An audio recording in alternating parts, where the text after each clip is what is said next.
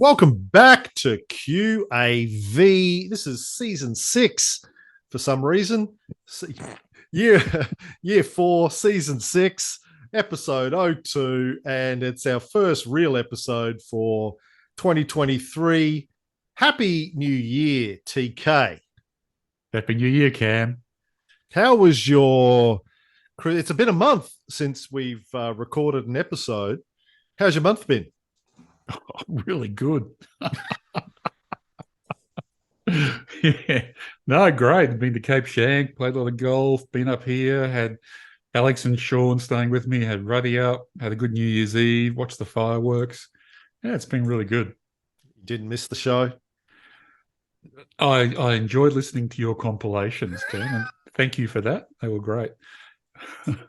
I really enjoyed the last one with the interviews. It was really good to hear the quality of people that we've had on the show. They're really smart people. Yeah, and I thought there was some really good insights, some timeless insights going back there. Actually, my original idea last week was to actually get Sammartino on the show, to talk about his investing and get an update from him. Tried calling him and I couldn't get through, so I started doing the edit, and then he did call me back. We had a long chat, and we've actually decided we're going to do a podcast together, which you'll love, because I'm going to get back to futurism and tech and the whole OpenAI, Chat GPT thing. Steve's a futurist. That's what he does for a living. He's actually... I can't talk about it. He's pitching a TV show, which I'll tell you about off air, because he probably doesn't want it out there yet, but which sounds really interesting. But anyway, yeah, I think we'll get back to doing sort of because it's like cool stuff happening in tech now for the first time in, I don't know, since Steve Jobs died, I think. And rightly or wrongly, I think most of it is being driven in part or in whole by Elon Musk. I know you're not a big fan of Musk, but between Tesla, OpenAI, Twitter, obviously SpaceX, Starlink, Neuralink, he has just, and the Boring Company, I'm not sure about that one, but out of those half a dozen things, when you add all of those things together, it's an amazing portfolio of cutting edge businesses that, if he can integrate them all, if he can execute on half of them and integrate them, it's really going to be an interesting decade. But anyway, so we'll see. Well, yeah, that's true. However, you left one off that list, Twitter. No, I said Twitter. Did you? Oh, sorry. Yeah, and and I'm glad I wasn't a Tesla shareholder in the last 6 to 12 months. Sure, but things go up, things go down. Maybe Tesla's not going to be the leader of the pack that it has been. But, Twitter is an amazing asset, whether you like or dislike what he's doing with it, to have access to 500 million people that he can then plug his businesses into. I mean, that's an incredible, as a former bad marketer, having an audience of 500 million people that you can just manipulate and determine what they get to see and what they don't get to see. I mean, that's worth $44 billion, I think, easily. So we'll see whether or not he can take that asset and do something interesting with it remains to be seen. But and even if he can't, he can sell it to Rupert Murdoch on that pitch, on the basis of the pitch you just gave. Yeah, like MySpace. Here's MySpace. MySpace 500 million people. Dear me. All right, let's get into the show. Charlie Munger turned 99 last week, so happy birthday, Charlie. I was caught up with a local QAV listener, Matthew, for a coffee this morning, and Taylor came along, and we were talking about Charlie, and Taylor said, yeah, he looks 99 too. He does. He looks like he's about to fall over. He looks like The Walking Dead, but as soon as he opens his mouth, you go, oh shit! Like he is not weakened at all in terms of his ability to articulate what he thinks is going on. He's as sharp as a tack. Yeah, and think about all the stuff he said about Bitcoin in the last couple of years and various other things. He is sharp as and spot on. But do you think if we drink Coke and eat See's candy, peanut brittle, we can live to be 100 as well? Yeah, I think what is it with Charlie and Warren? Is it just because they're rich and they get the best medical attention? I just can't work it out. Probably part of it. Because they kind of defy all of the conventional medical advice, don't they? I've got other friends of mine that are in their 90s and are sharp and still with it and relatively healthy. They're not super rich, but, they've, I don't know, it's good luck, good diet. They've looked after themselves, But that's my point. Charlie and Warren haven't had a good diet. No. Warren was interviewed a little while ago. I think he was one of the last people who bought one of those charity lunches with him for $1 million, whatever it was. And they brought their daughter along, and he said to the daughter, who was 8 years old, he said, I eat like I'm still 8 years old, so don't change what you eat. Hamburgers, fries, Coke, candy. Yeah. All right. Well, happy birthday anyway to Charlie, and may we all be as lucky as he is. Oh, lucky, yeah, but he's a smart guy. I mean, I would thoroughly, if people want a New Year's Eve resolution, and I know that's one of the questions coming up, but go and read things that Charlie's put out. Mm-hmm. And I don't just mean about investing. Read Poor Charlie's Almanac is fantastic. Read The Ladders, which is fantastic. There's biographies out about him, about how he's donated so much back to universities in particular, not just donated the money, but he gets his hands involved and says, look, the science labs when I was at university were shit. Here's how you do a science lab. And he redesigns a science lab, right? And just things like that. Very, very interesting guy. And isn't he, he's really a frustrated architect. Yeah. Well, he was a property developer. That was his first foray into investing.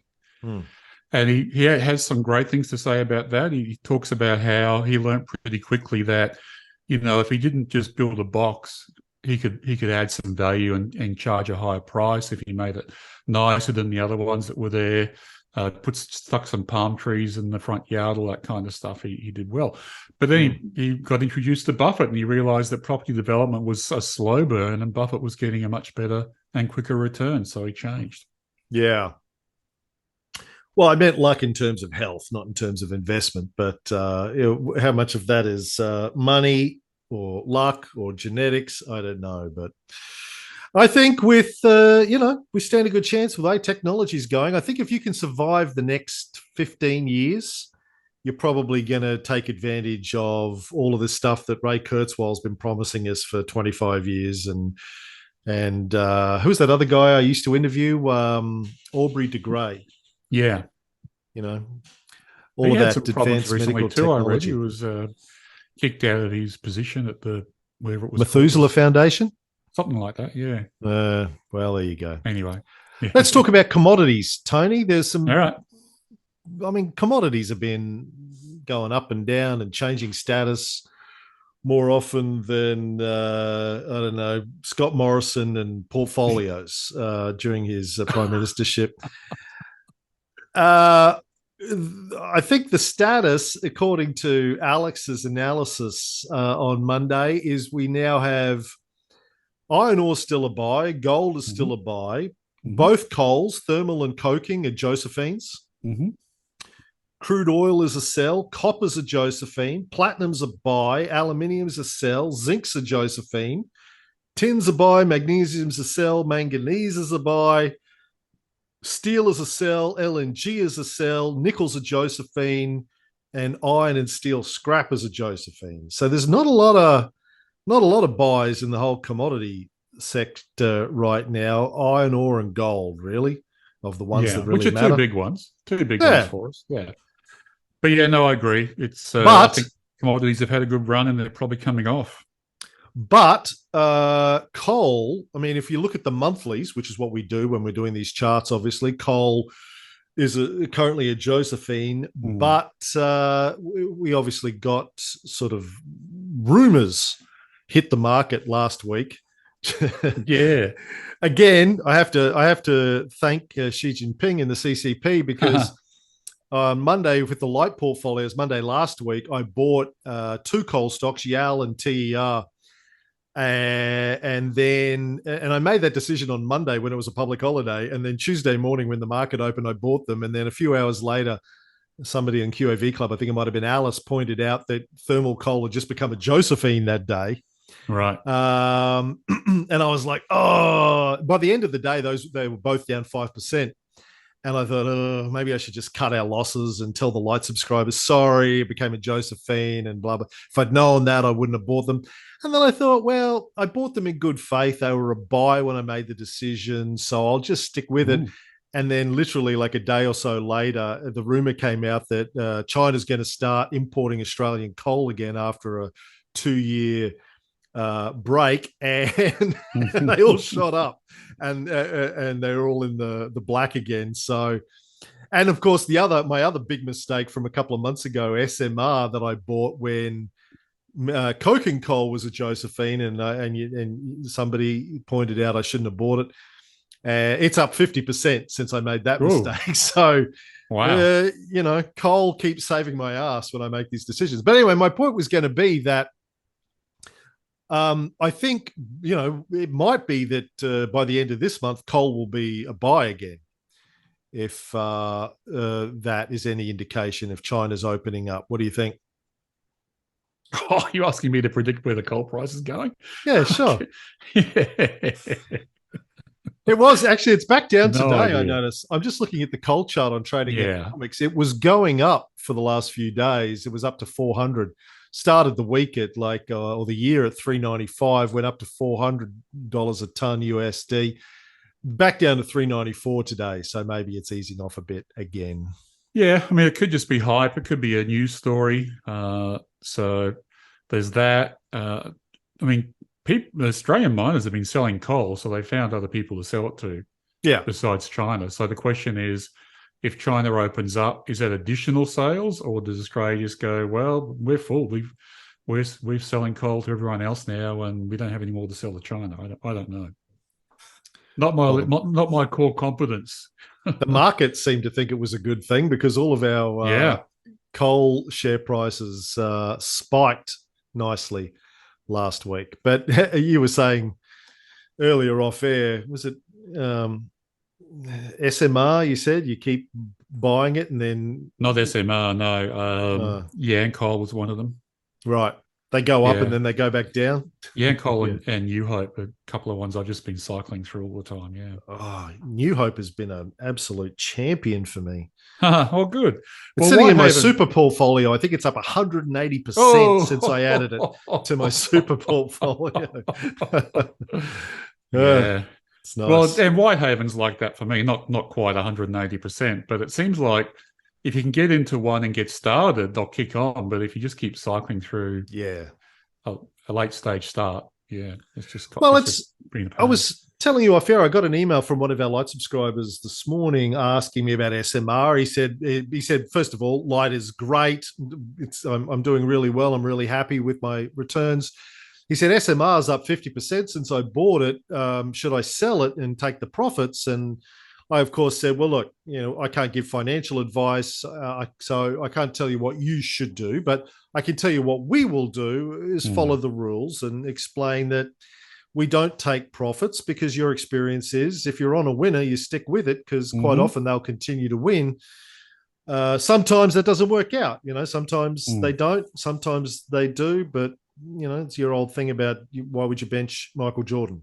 Yeah, that's Warren Buffett's old saying, No, you know the rule about that. The first time you say as Warren Buffett always says. The second time you say as someone said. The third time it's as I've always said. I've always said, yeah. I give you credit for that. Anyway, the commodities, sort of week by week with the commodities at the moment. It's fairly turbulent. So, what's good today may not be good tomorrow. Yeah. There was an article, I think it might have been in today's Fin, about the commodity super cycle and how, over the long term, they follow a normal sort of sine graph, and we're in the downward trend of the latest commodity super cycle. But again, that's it doesn't really worry me or predict things because I think the trend started in the last commodity super cycle about 15 years ago. So, you have plenty of ups and downs in that cycle anyway. Is that the El Nino or the La Nina of the commodity cycle? It's just called the commodity super cycle. Yeah. I did the dummy portfolio report to club members this morning. Dummy portfolio since inception is up about 16.5% per annum versus the STW over the same period, which is up about 6.6% per annum. So not quite 3 times, let's say 2.5 times the STW since inception, still tracking nicely. For the financial year, we're still lagging the STW quite considerably. We're still up about 6.5% in the first 6 months of the financial year, so that's not too bad.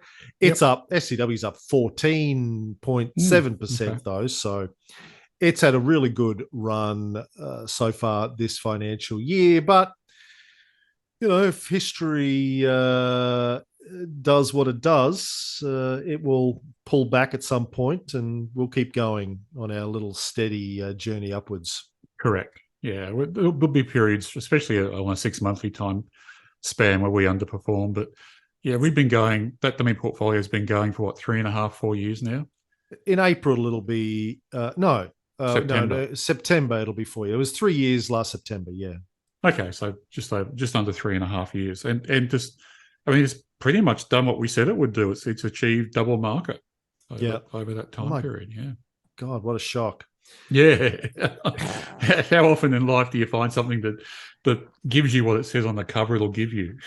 Yeah, and, I started the light portfolios at the beginning of last year, and we spent all of the capital in the first one in April last year. Or did we start it in April? No, I think it was fully invested in April, just as the crash happened. The Ukraine war crash, et cetera, even so, it's now doing, I think it's 11% up. All the portfolios as a whole are up 11% over the last year or since inception versus the STW, which is up about 4.5%. So even the light portfolio started at the worst possible time last year to start a portfolio. As a whole is doing 2.5 times the STW. So, the thing just like it bugger me, Tony. It works. Unless you go into a coffee mug. Bugger me. Bugger me, it works. You were telling me you want me to change the text on the website, so maybe that's what I'll put as the headline. Bugger me, it works. In the last 30 days in the dummy portfolio, the superstar is SMR, up 26% in the last 30 days. Right. LAU, another stock that I've had, it's been hit and miss for me, LAU, over the years. Lindsay, it's up 18% in the last 30 days. Can't snort at that. I was telling you, I think in one of the light portfolios, SKT, Sky Networks, is up 85% since I added it last year. So it's another one of those stocks that I said to Tony off air, I always feel dirty when I buy anything associated with Rupert Murdoch. It's even worse than buying a coal stock. A coal stock, I agree. A thermal coal stock. Yeah. Which, I feel dirty buying coal stocks, but I understand the rationale behind it. Buying Sky Network always feels dirty too, but up 85%, takes a lot of the dirt off. If you can't beat them, join them. Well, you just mentioned 2 things there, which I'm going to join together. One is Rupert Murdoch, and the other one is, the front page of our website and what we should put on it.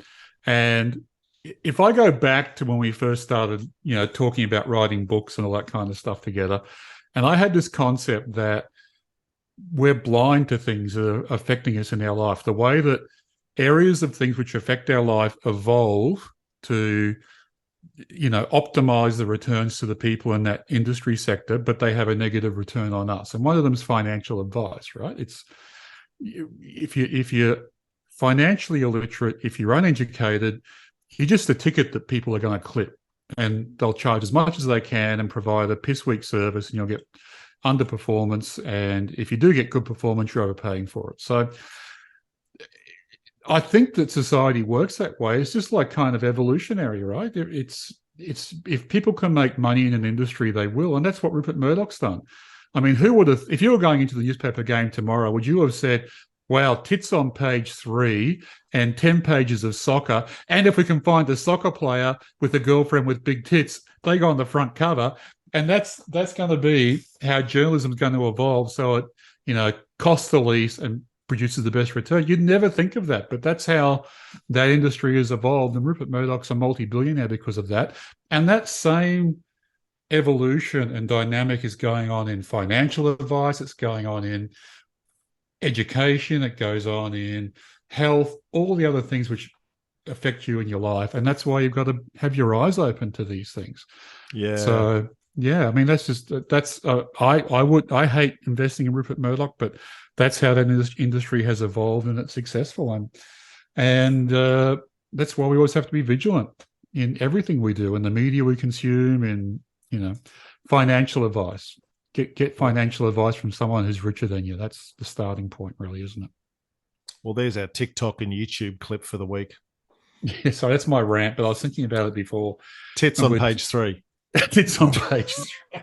I wasn't thinking there's so much about that, but it was more about how industries evolve to. I mean, Nash, who, you know, won the Nobel Prize, has this idea of things find a Nash equilibrium. It's where industries or society or groups of people generally settle, and it's the least amount of work with the best return. And that's where newspapers are finished, unfortunately for us, because we're trying to consume independent media. But yeah, we should be alive to that fact. And, you know, I think the broader point of what you're talking about there with how we're blind is that, particularly well, not particularly, but a good example is financial sector investing. Yeah. It's an entire industry that is largely designed to keep people confused and stupid. Yeah, that's one of the things that these industries evolve to do. Yeah. Like it's a whole industry that is designed to profit from people's ignorance. And the more that they can perpetuate that ignorance, the more money brokers make, analysts make, the financial media makes, the bankers make, et cetera, et cetera. So we're doing our little bit to try and educate people so they don't fall for those traps. And disrupt it. The fintech TikTokers telling everyone to get into crypto over the last couple of years, et cetera, et cetera. Yeah. Actually, I'm looking forward to the next crypto. I mean, I think that's when things get interesting. You know, when someone comes along and says, "Hey, I've just made $1 million out of investing in whatever, lithium." I suspect lithium is the new one, but we'll see. Or green hydrogen or whatever, and a lot of people will get burnt. We'll keep plugging away, getting double market. Well, we need to come up with the next crypto. I think you're missing the big picture here. Right, Tony. We should join the Rupert Murdochs of the world. Yeah, right. Yeah. Okay. That's, you know, yeah. People have been telling me for 30 years I should start my own religion because, I understand the history of religion so well. If anyone's going to start a fake religion and manipulate people, it should be me. I should be the one doing it. I know how it all works. Like, yeah. And part of me goes, can I do an L. Ron Hubbard? Yeah, I think I could. But could I live with myself? No. But I could probably do it. That's the difference, isn't it? A sex cult. That's what Ray and I always talk about. Why don't we have a sex cult? Like, what's wrong with us? I would have thought that was self-evident, but anyway. Let's get back to the conversation about you and a budgie smuggler on the front page of our website. It's going to be our new marketing angle, people. Tony and a budgie smuggler on the beach. Join our sex cult. You can be rich like me. I just say, like, pay us $99 a month, or I'll keep sending you photos of Tony and a budgie smuggler. Speaking of commodities, Matthew, who we were out to lunch with today, said, or had coffee with, was saying, asking me about the buy list and what the columns meant that said buy, sell, Josephine, or a blank. Let me just open up the latest buy list. Okay, so these column, this is column J. And I said, oh, well, that's the commodity status column. That's there because in the past I had, jumped the gun and bought a stock without checking the commodity status. And so I integrated it in the middle of the buy list so it would jump out at me too much. And it's like, oh, I've just been buying the things that said buy on there. I thought they were buy.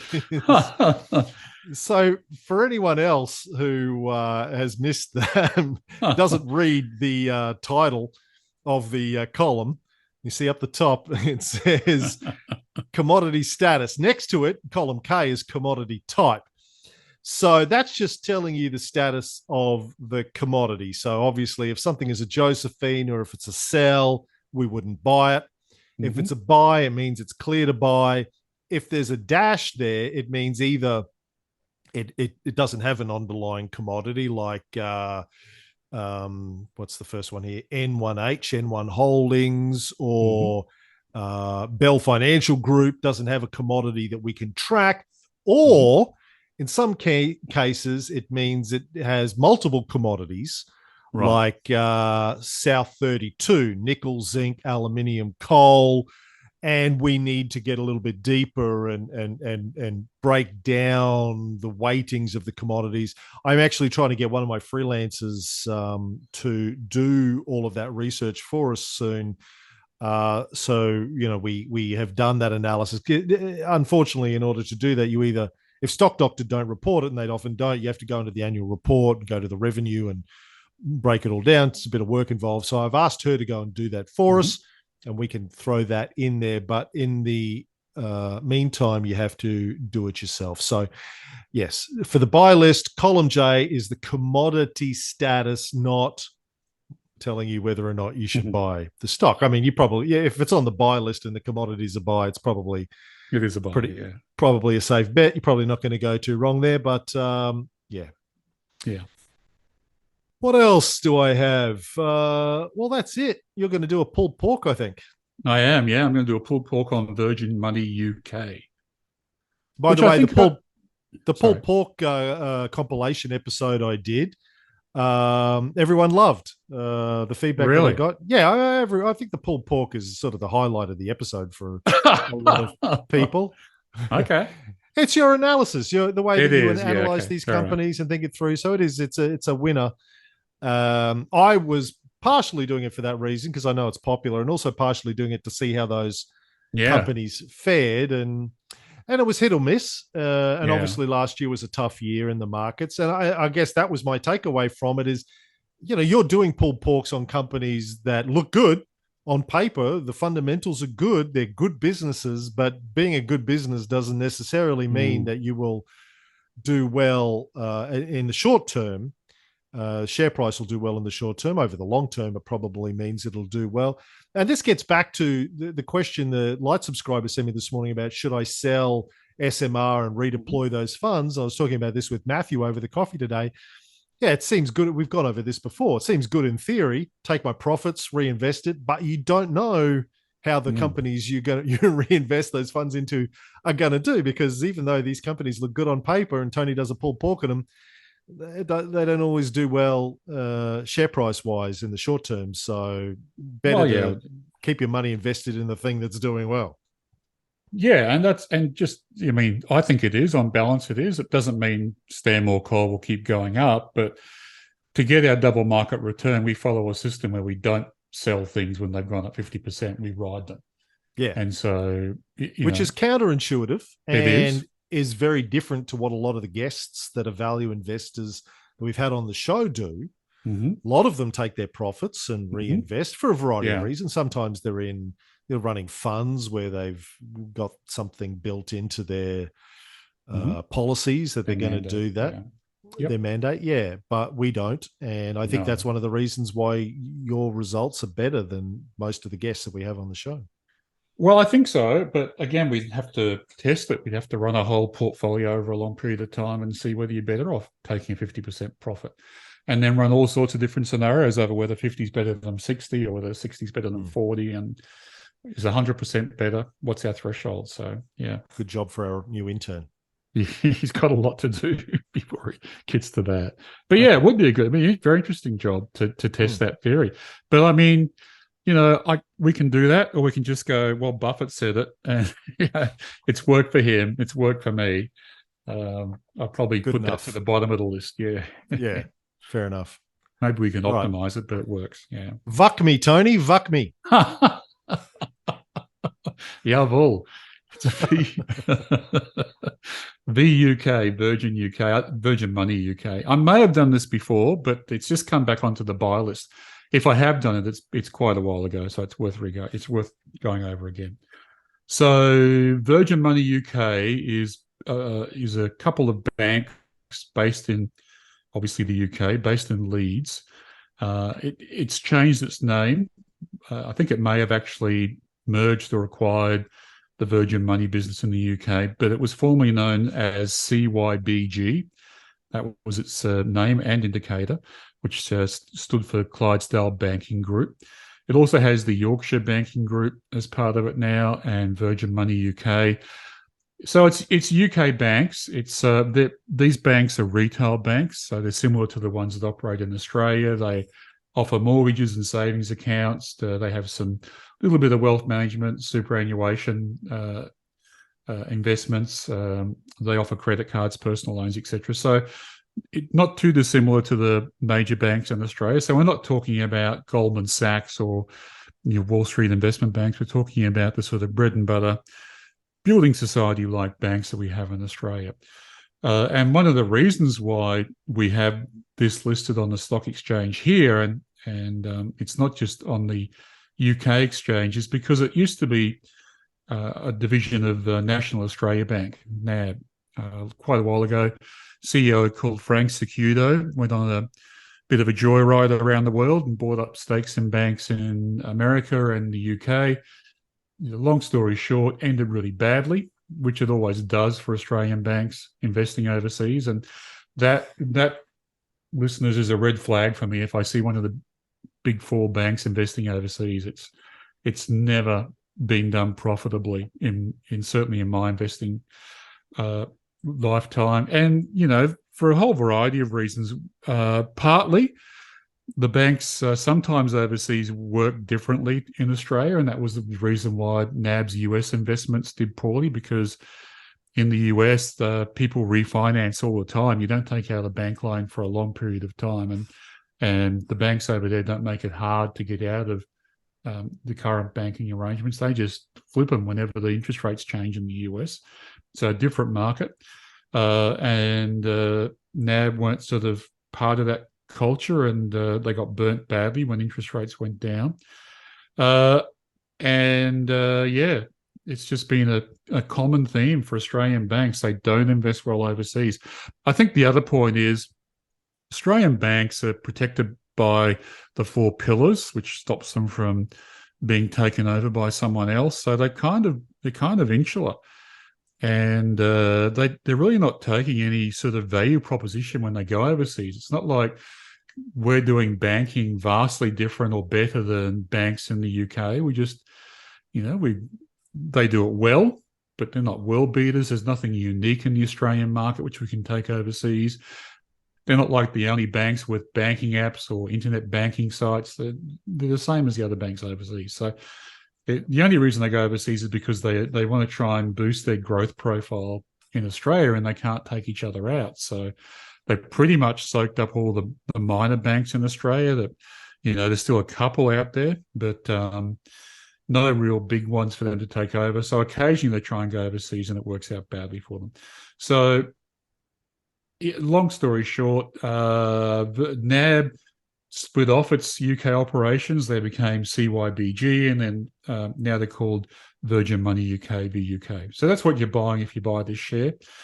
onto the numbers. The share price was $3.45 when I did this analysis. It's about that now. Might be $3.46. I had a look before we started. $3.45 is actually quite cheap compared to IV1 and IV2, which are respectively $4.30 and $4.71. So this is a cheap buy based on intrinsic value, based on book value as well. So the book value for this share, the net equity per share, is $7.85. So it's a long way below book value for this, and obviously book plus 30. So it's scoring really well on those metrics. We'll find out as I go through that the forecast earnings growth is negative, and that's probably why it's cheap. But it's certainly on an asset basis, it's very cheap. This share has just gone back onto the buy list, and so it has a recent upturn. The share price of $3.45 is slightly below consensus estimates on price, so that's scores for us. The prop cap for this company is currently 1.45 times, so that's really low. You're almost paying to buy this stock in what it generates in cash this year. So, on the valuation side of things, it's really cheap. Stock Doctor Health is financial health is strong and steady, so that's really good too. But the analysts are forecasting negative 49% growth in earnings per share, so a big fall off in growth. And I had a look at the latest results announcements, which for this company was back in November, and they were actually forecasting margin growth in the company. So I suspect what's driving the analysts' forecasts and downgrades is because of the UK economy. And UK inflation is running at 10.7%, so it's higher than what it is in Australia. And a lot of people are tipping the UK and Europe will go into a recession, so that will be negative for the bank. So, that's the risk, I guess, for this share. But if you're buying it cheaply, it probably becomes a bit of a risk mitigation scenario. And I go back to our old coffee shop analogy for this one. If you're being offered the local coffee shop, and just to pick some numbers out of the air, say the person who's selling it to you is offering a price of $500,000 to buy this company off them, that they spend $1 million on the fit out, on the venue, and all that kind of stuff. So it's half what it costs them to invest in the business and build it up. But this year they made $100,000, so you can pick it up on a PE of 5, say. But they're saying, look, it's a really tough market. If we go into a recession next year, you'll make half that. So even if you do, you can't go out and buy a coffee shop and start from scratch for the price you're being offered. This coffee shop, in fact, it's going to cost you twice as much. And even if the sales and income go down, it's still a PE of 10, which is, kind of industry standard for the market, or it's even a bit cheap for the market. So it still stacks up as a good buy, even in a worst case scenario, I think. So that's my thinking on this stock. But if the UK goes into recession, the share price could go sideways or could even go down. Who knows? That's the risk. All in all, the quality metrics on this add up to 67%, and it's a QAV score of 0.46, which is quite high. And that's largely driven by the prop cap being at 1.45 times. And what's Richard Branson's involvement in it? I would hazard a guess he's taking a clip on Virgin UK sales. So he had no involvement. He's like Trump. He just gets put his name on it. He gets to clip the ticket. Yeah, exactly.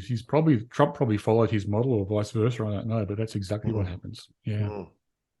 That's what we're going to do with the Kynaston nude resorts that we launched this year.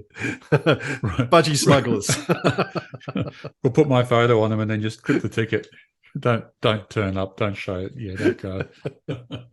Someone will track me down in 20 years' time and go, really? That was your photo? You look like Charlie Munger. It's like White Lotus, but just everyone has to wear Budgie Smugglers. That's our gimmick. All Budgie Smugglers all the time.